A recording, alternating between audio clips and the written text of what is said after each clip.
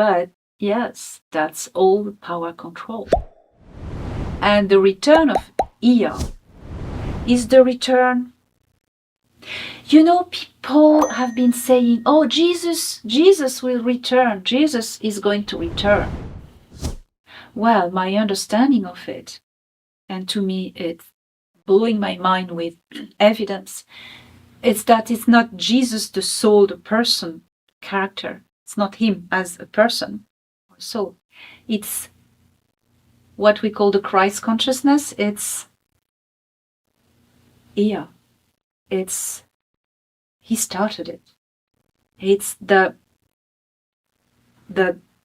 philosophy, the spirituality of regaining our human sovereignty, of re-empowering ourselves, unlocking our potential, and starting to vibrate to our right frequency, where we should have been from the start. Ea comes back with this gift. And I think when people say the return of Yeshua, it's not Yeshua, it's what his teachings, what he represents. And Yeshua is anyway the descendant. He has the bloodline of Ea. So it's in a way his return, not him, but the bloodline, the original Adamic DNA returns. Ea offered, gave back the key of the original Adamic DNA to the earth, to the humans of earth, to the Earth Alliance. And as I explained, it's now implemented in the medbeds if you choose it, if you want to repair some genetic problems that you have, you can use this. But anyways, that's what I would say. Mm-hmm. Okay, so Ea returned 2021, and there is some kind of element of that return which is consistent with prophecy. Yes. And I mean, we're not just talking about the return of Jesus, there's also the return of Quetzalcoatl, Kukulkan, and Kalki. I mean, many traditions. Yeah. And so, we could go in many directions there. But I want to kind of get to another aspect of the return of Ea, Enki, which is this transition in terms of custodianship of our solar system. Yes. That our solar system has gone from one that was controlled by the Draconians and the Orions to one where now humanity is in charge of the future of our solar system. And Enki, Ea has, together with other extraterrestrial groups, has kind of overseen that transition. So why is that? Why did they do that? Why did the extraterrestrials, different councils, the Federation, Galactic Federation, and Ea, why did they choose to transfer custodianship of the solar system from the Greys, the Draco, to the Earth Alliance? Well, the star system was in the custody of the old empire, the Anak Empire or Anunnaki Empire. And the two main outposts were Earth and the planet Saturn. Nobody could approach Saturn. I remember before all of this happened, when I was flying with Thoran, we had to avoid Saturn, not pass inside of the rings. And he wouldn't tell me. He said, no, it belongs to someone else and we must not infringe the territory. Okay. And it was, in fact, Anunnaki concession. And on the Saturn there was a lot of technology, and it was Marduk who was in custody of Saturn. Earth was still in the custody of Enlil, but that's something very deep. We're touching now the galactic diplomacy, because Enlil, okay, he's an Anunnaki, but he's also half Sikaar. Because his father, Anu, the head of the empire in this galaxy, married a Sikaar queen, a reptilian queen. At the time, she lived in Orion, and she had a lot of possessions. And it was a deal where their offspring would have to inherit of the empire, the Anunnaki empire, and in exchange, Anu would have all the territories, could rule over all her territories. Anu said yes, and he regretted it, I've been told. So when Enlil came to Earth, he brought with him the Sikaars. Not with the expedition, but later on, he allowed them to come in. So when we talk about all these reptilian royal bloodline who have caused a lot of mayhem on Earth, we say, but are they Anunnaki? Are they Sikaar? Because sometimes we would think this, and they are both. They are both. They have the Sikaar and the royal house of Anu's blood. And that's why they marry among each other, and they are very eager to live long and maintain their lifespan long by some products that they with unspeakable things.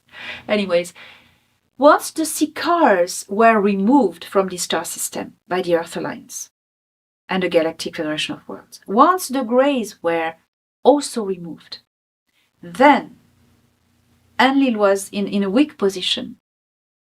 As long as the Sikaars were there, Anu couldn't do anything. Nobody couldn't do anything.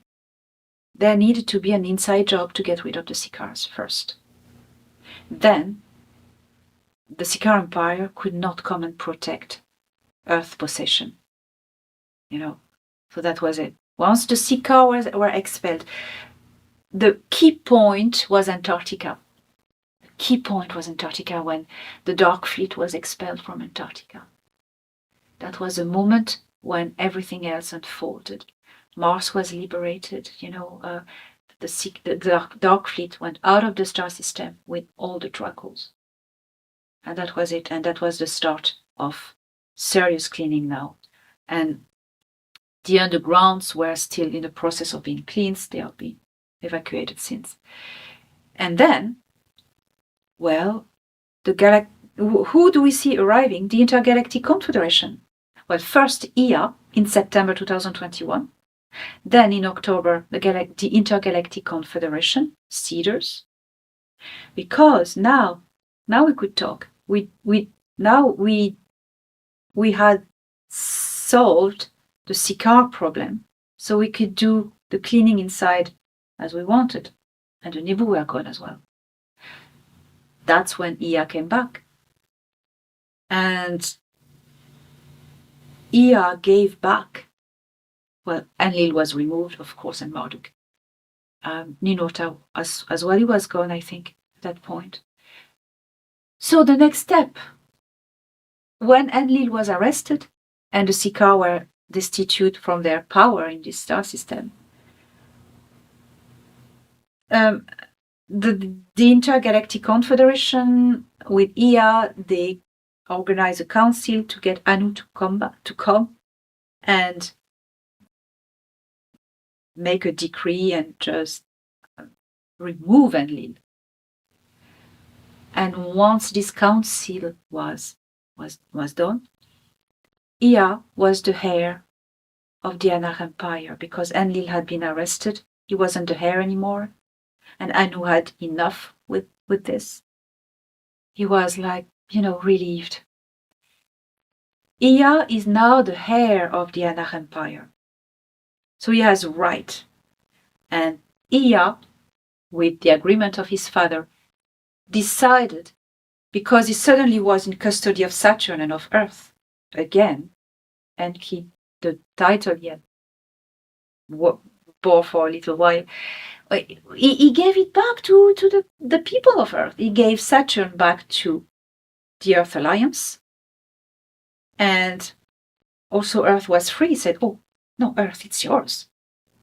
And because all you ever wanted is to see humanity of Earth free, sovereign, and blossoming, So there has been meetings where Ea passed on the custody of Saturn in the hands of the Earth Alliance. Why? Because it's the more prominent indigenous civilization in the star system. So because we, as humans of Earth, are the most advanced indigenous civilization to the star system, we have the custody of it as protectors. So that's what happened. Now, I know there's a lot of people that don't believe the Earth has been liberated, that there are still negative extraterrestrials here. So what was the critical factor that led to this liberation where the Draconians and the Orion Greys had to leave our solar system? I thought it was because the arrival of the Intergalactic Confederation that that represented this kind of like 24 founder races, seeder races that had set up the genetic experiments, and that they left because they did not want to be seen or recorded. Kind of like in a way, I think this goes back to our earlier question about the colonies and the center. That the reptilians that were in charge of our solar system were kind of like part of this far-flung draconian empire, and they were behaving in ways that would be embarrassing to the center of the draconian empire. So when the intergalactics arrived, that these draconians, they knew that the Intergalactic Confederation were going to be viewing everything, and we're being bombarded with orbs and probes all over the place, recording everything. So was that really why they decided to just pack up and leave? It wasn't because there was an overwhelming force that was defeating them militarily, but it was because they didn't want to be seen and recorded by these extraterrestrial superior or advanced extraterrestrial fleets arriving that were going to be recording everything. Oh, the Seekers fear the Intergalactic Confederation because the Seeders are more powerful and more advanced, way more advanced than them. So the fight started with, really took a good turn with Antarctica, and then everything just took off. Mars, everything. The arrival of the Intergalactic Confederation allowed the resolution of all this clearing. All the resistance, especially on Earth in the underground, they said, okay, we're done. But the thing is, with the Seekers, is that they have honor. You can imagine the Klingon in Star Trek. That's the Seekers. They have honor. And I know that the Seekers who have been expelled from the star system are considered as losers, both by the Seeker Empire and both by the Dark Fleet, which is a special organization involving Seekers.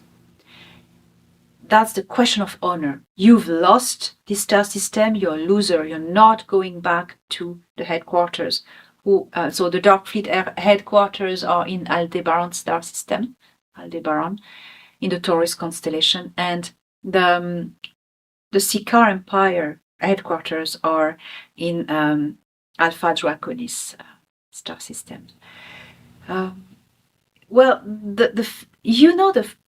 There was still before the Seeders arrived. It was the end of the fights. There was resistance, but it was the end of the fights.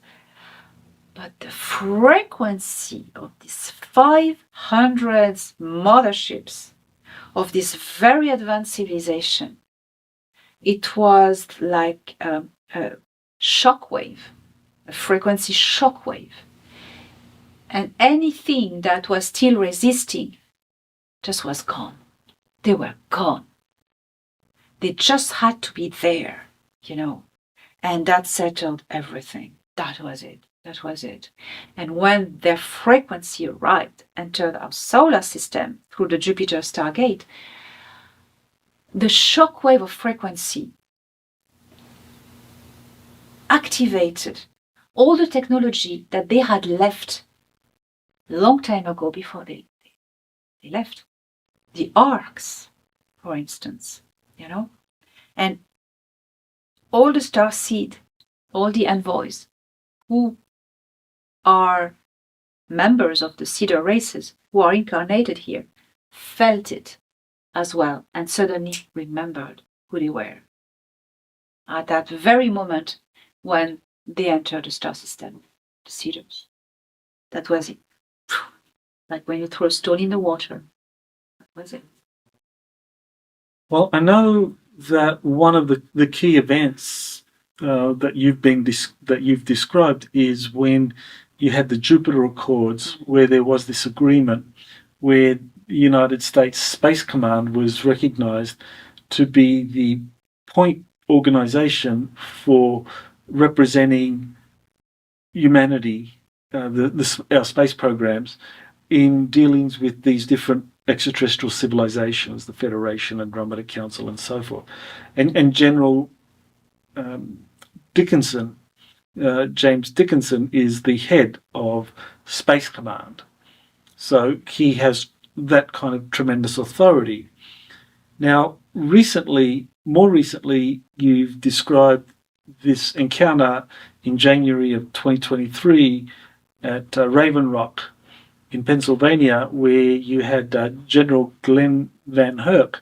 You recognized him or identified him, and he was handed a disclosure plan that presumably would be put into effect by Northern Command and NORAD, that he was in charge of those two organizations.